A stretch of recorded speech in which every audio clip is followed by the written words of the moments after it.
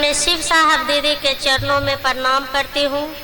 एक दिवस से शिव गुरु परिचर्चा स्थल पे जितने भी गुरु भाई गुरु बहन उपस्थित हैं, तमाम गुरु भाई गुरु बहन के चरणों में मैं प्रणाम करती हूँ। मेरा प्रणाम स्वीकार हो स्वीकार।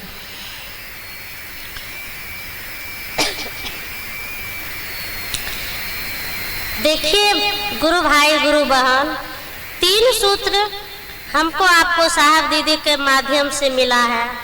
आज तो मैं शिव गुरु परिचर्चा में सुनने के उद्देश्य से आई थी, लेकिन भैया मंच तक बुला लिए।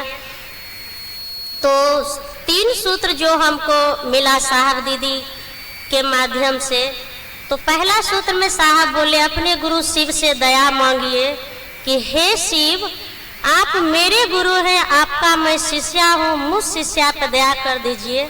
जैसे ही हम पहला सूत्र में कहते हैं हे शिव आप मेरे गुरु हैं, साहब बोले ये शब्द आपके जीवन में खेला कर देगा। आप सिर्फ इतना बोलिए कि हे शिव आप मेरे गुरु हैं। मेरे शब्द बहुत खतरनाक होता है।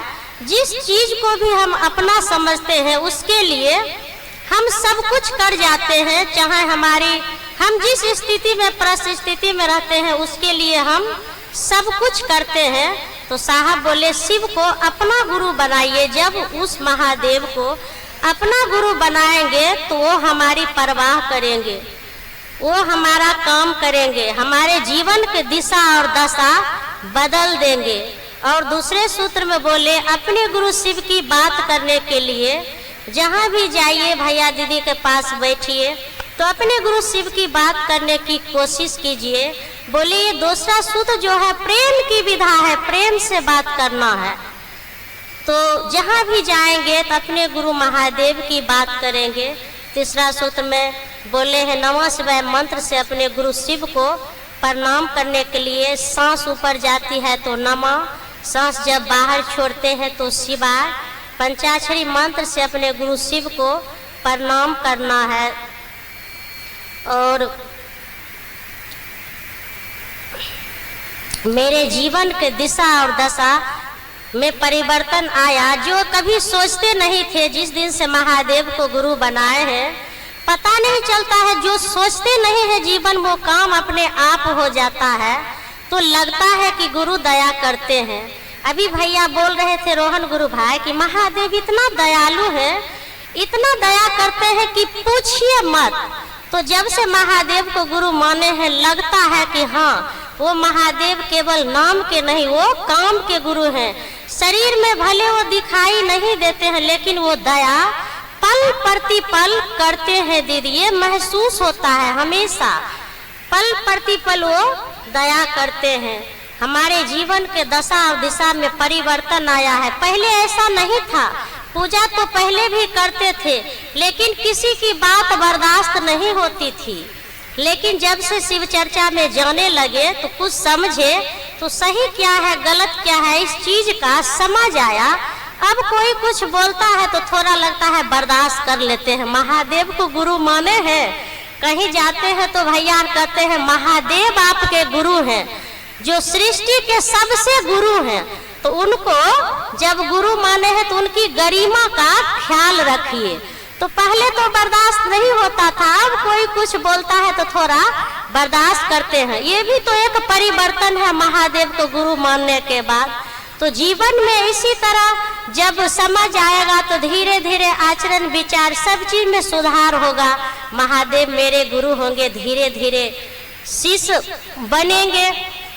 तो मैं अपने महादेव से गुरुदेव से प्रार्थना करती हूँ अगर मुझसे कोई गलती हो रही है तो मुझे सुधारो प्रभु और मेरा मार्गदर्शन कीजिए कि 3 सूत्र मुझसे हो सके।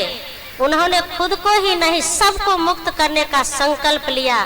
ऐसा सुंदर पैगाम आज तक किसी ने इस धरती पे नहीं दिया था, मेरे साहब दीदी ने दिया है। इस समय को सुंदर उपयोग कर ले हम लोग। और कभी कोई नहीं पूछता था कि कहीं शादी भी होता है कुछ तो कहता था वही लोग को क्या आता है, इसको कहाँ हम बुलाएंगे। जिसको आता था जो उसी को बुलाया जाता था। लेकिन आज मेरे साहब दीदी ने सब भाई बहन को एक कर दिए।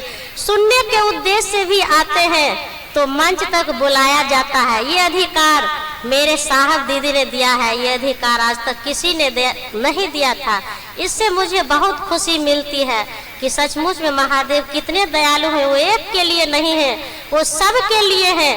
साहब बोले भी थे, महादेव किसी विशेष स्थानों के लिए नहीं है, महादेव किसी विशेष लोगों के लिए नहीं है, वो सबका है, वो सब के लिए है। मेरे गुरु महादेव हैं। और समय 7 मिनट था तो हो गया। इसी बानी के साथ मैं अपना बानी अपने गुरु के चरणों में रखती हूँ। सभी दीदी को फिर से मैं प्रणाम करती हूँ। मेरा प्रणाम। बहुत सुंदर चित्ररेखा बहन से हम सभी ने सुना। इन्होंने एक बात कहा, और जो सभी लोग कहते हैं कि महादेव दिखते नहीं हैं, तो फिर इसे गुरु कैसे हम मान सकते हैं? जरा बताइए, हवाएं जो अभी चल रही है क्या ये दिखता है? सूरज का प्रकाश जो आ रही है क्या यह दिखता है? ठंड जो लग रही है क्या यह दिखता है? नहीं दिखता है, लेकिन ठंड को महसूस करते हैं, गर्मी को महसूस करते हैं, ये प्रकाश को हम महसूस करते हैं। ठीक उसी तरह से वो महादेव दिखते नहीं हैं लेकिन महसूस करते हैं।